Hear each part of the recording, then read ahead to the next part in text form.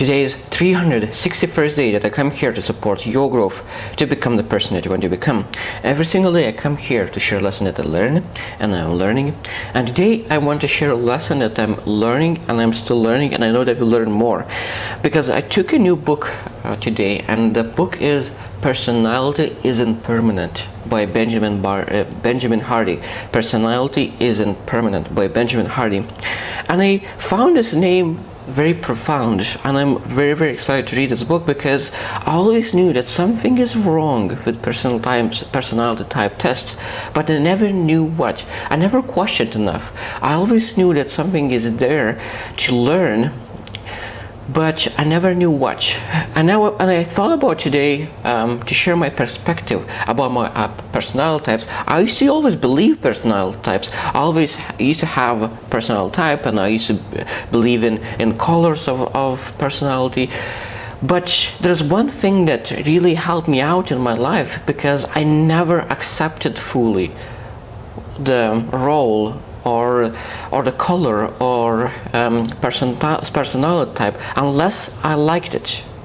That means that when I used to go and take a test, there used to always be a situation and ask, what would you do with that situation? And there's two things that every single person could think. And they could think, okay, what I acted in the past, and second thing is how I supposed to act and what I supposed to do differently. And I always said, okay, this is what I acted in the past, but this is how I want to act.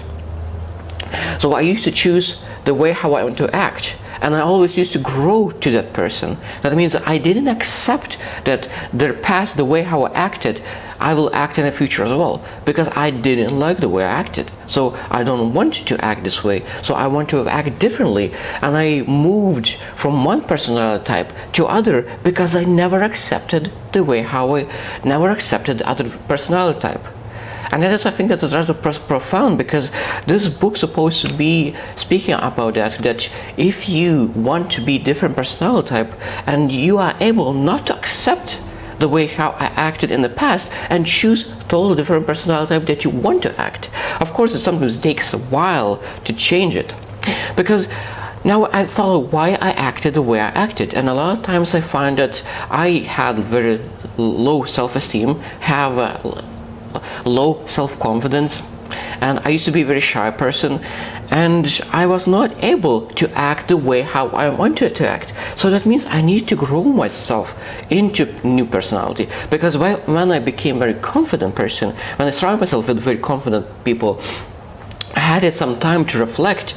Then I said, okay, I don't need to act this way how I acted in the past, and I'm very comfortable acting in a new way. For example, let's use the questions about how you interact with new people, with strangers. And I acted in the past one way, but when I became much more confident, I started to act differently. So that means that you change your personality type when you change your confidence level. And I think that is very, very profound. So that means if you want to change your personality type, that you need to work on yourself, on your self-esteem, on your self-confidence. And the bigger your self-confidence, the easier it is for you to move from one personality type to other. Because people a lot of times change. Some people say, okay, I'm an introvert. But when you become very, very confident, you are very comfortable to be introvert or extrovert. So that means I truly believe that when you work on yourself, you potentially could change your personality type, and you're able not to accept your personality type and then move to other. So I'm looking forward to read this book, because I truly believe that there will be a lot of nuggets that I will learn in this book.